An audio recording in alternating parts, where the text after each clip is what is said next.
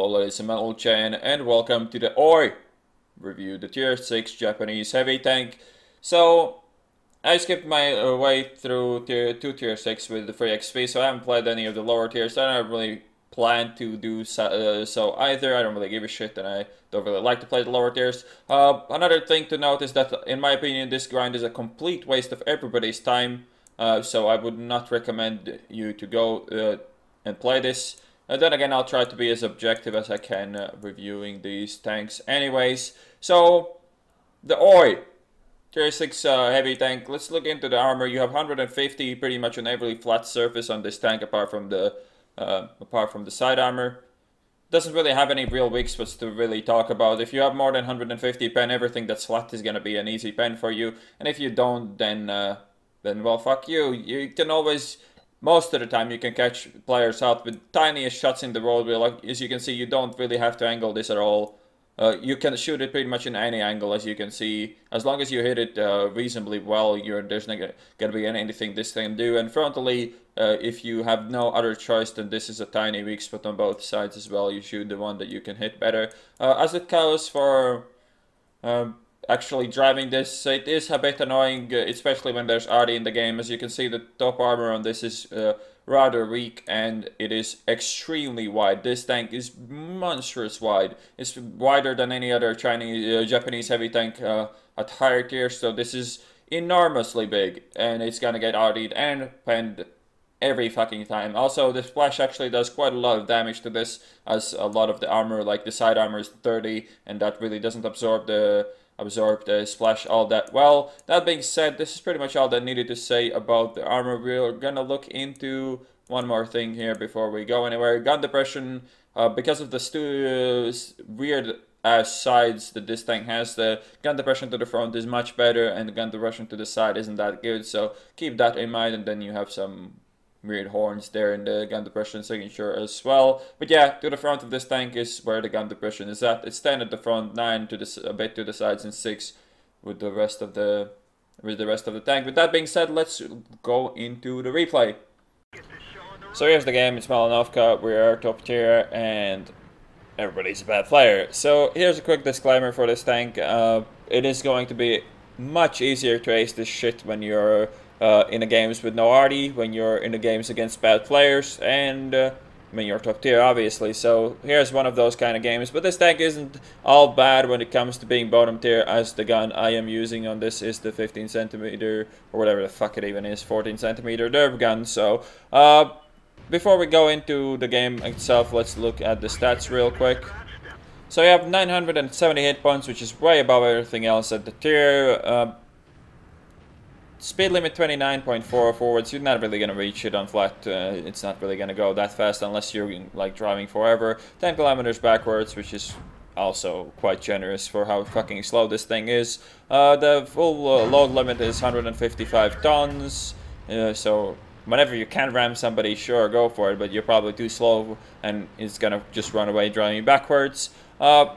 Armor we already talked about. Engine power 1200, which gives horsepower per ton of whopping 7.98 horsepower per ton, which is, without me even needing to say, terrible. Traverse speed 22, not too bad. It's actually pretty damn decent. The tank obviously doesn't turn that fast because that would be too transparent and clear for everyone. So instead, the tank turns way slower. Terrain resistance isn't that bad. It's actually better than on something like, for instance, the T-150 or the KB2. View range 370 meters. It's, compared to the Russian comrades, it's pretty damn good. And turret traverse is pretty bad at 20. So the gun I'm using is the derp gun. You can use the other gun as well, but I don't really have any experience with it. I didn't even want to bother with that shit. So I went straight for the derp gun. The primary ammo you're gonna be using is gonna be either HE or AP. It does fire premium AP, I believe. So you can use that as well. It's gonna be just flat out better than the standard AP. So if you're just willing to spend more credits every game, you can easily just use that. So HE 910 damage, 75 penetration, gonna be enough for weak spot sides and rears of a lot of tanks, and frontal weak spots on some as well. As of course, it's gonna be an easy pen on all the paper TDs and all the kind of shit. The shell velocity is extremely bad, as you would expect. HE shell velocity for some reason is actually faster by around 9% than AP, so that is something to note. Damage per minute with HE is 2.1k, you're never going to reach that, so you're looking more like 1600 with AP, but even that is like not really reliable at all. Rate of fire 2.4 rounds a minute. With decked out crew, you're gonna reach around 20-second reload speeds, so that's not too bad. 0.58 accuracy, 3.7 a second aiming time. Not that you really expected much else of it. The good news though is that as the tank is slow as shit, the aiming time doesn't even feel that bad. So that's the positive side here.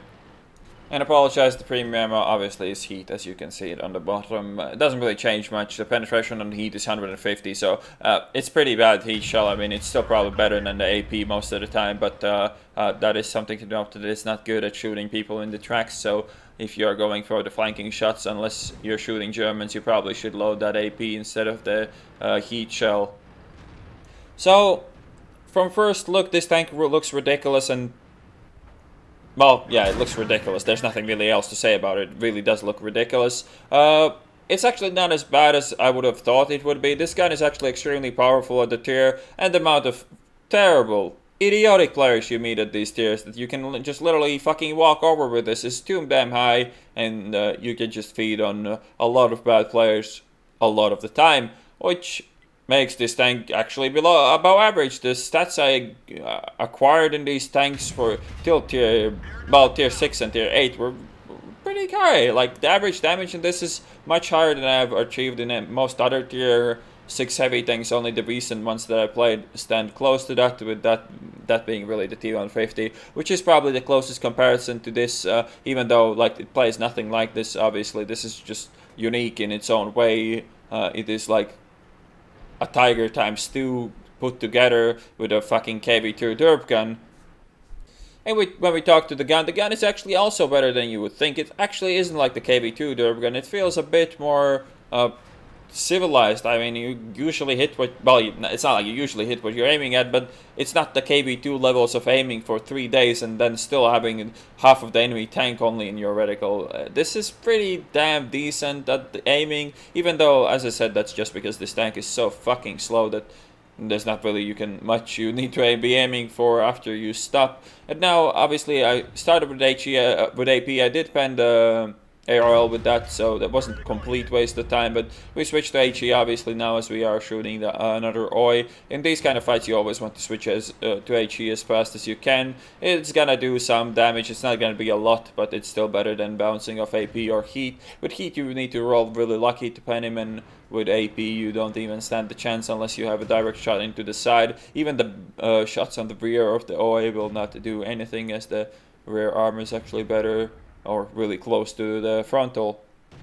And that is also something you can use when you play this tank. You need to make sure that your enemies are in front of you and behind you and not to your sides. The sides of this tank are the weakest part of it by far, so you always want your enemies to either shoot you in the back or in the front, and try to avoid being shot in the sides if possible. And also, obviously, when you play against these, try to avoid shoot the front and the back unless you have a way more pen than you need to pen this.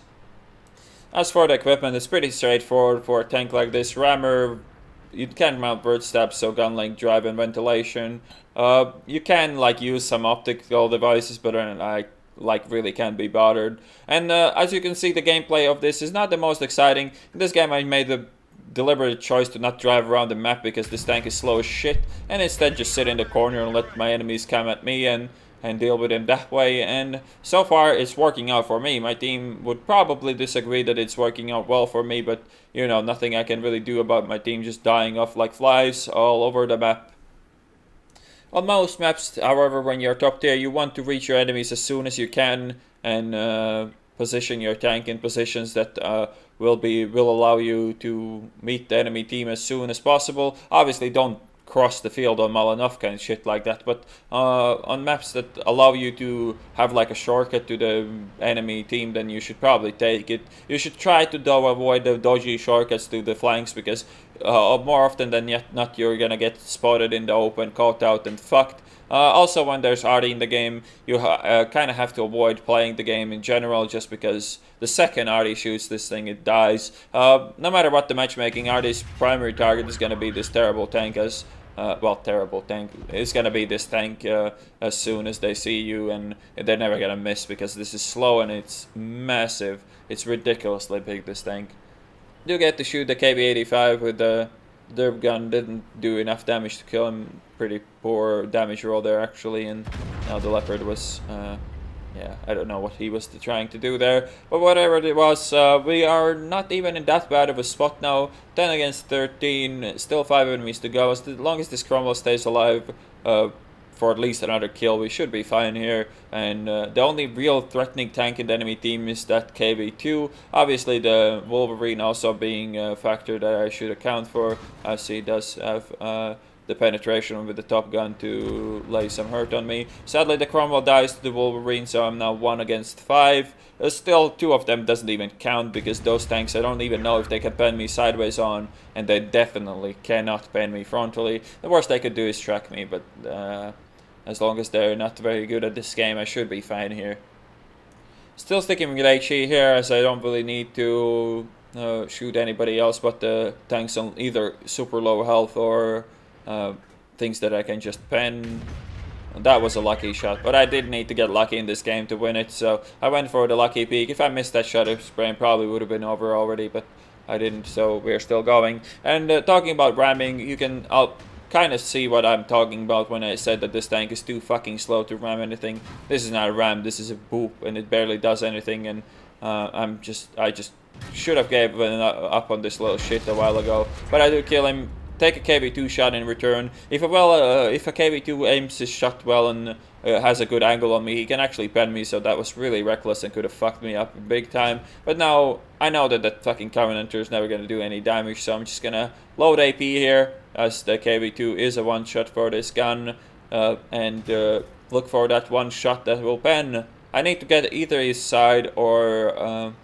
frontal plate in a good angle. At the moment I don't have any of that, so I'm just gonna drive forwards and backwards and like try to make him shoot me. He should not do more than like 200-300 damage at most if he shoots me in the turret, so I probably should just make sure that he does shoot me in the turret and not anywhere else. He's chilling as well, not really going for any plays, which he probably should have done, but instead now he kind of thought about it, but he figured that he doesn't want to trade, but that trade is going to happen and he wants it or not, it doesn't really matter for me. And now this is a bit dodgy. As you can see, the turret is mounted right in the middle, so peeking like this can get you killed really easily, and he misses his shot completely, so I should have the time of my life now, and he shows his side for me to just show on as well. So 8th kill of the game, and now the last guy left alive can't do anything to hurt me at all, which is arguably a bad game design, but hey, I'm kind of done complaining about all the fucking terrible game designs in this game, and Japanese tanks definitely qualify as bad game design, as they promote just spamming gold or going fucking yourself when you are in a tank that gold ammo isn't even good enough. So yeah, that was the game. We did get the Colabanos in the end, and there's the end plates.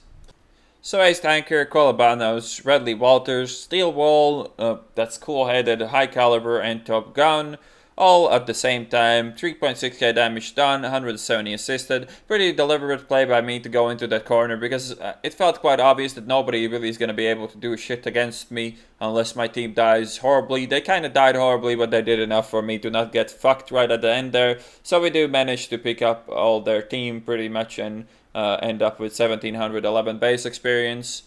So as I mentioned, this game does not show how this tank works in real life. In most cases, it's gonna be too slow to get there. Your team is gonna either kill the enemy team before you can really get the piece of it, or your team is gonna be too shitty and the enemies are just gonna drive over you. Tanks that have more than 175 penetration will just shit all over your armor, so you have to be careful in your positioning when you're not top tier. But if you position well when you're not top tier, you can also be quite effective. You just have to know that you're never gonna bounce anything and rely on your armor being constantly shit, and you'll be fine. When in top tier, however, it is really important to be aggressive in most cases, unless you spawn on Malinovka with no Artie, obviously. But in most cases, it is important to play aggressive, to meet the enemies head on and try to deal with them as quickly as possible. Also, shuffling through your ammo and using that properly can help a lot. Using AP when you know that you can pen whatever you're shooting at is going to be maybe better than doing 300 damage to the same guy with HE. That being said, I hope you guys enjoyed this review, and I will see you on the next one.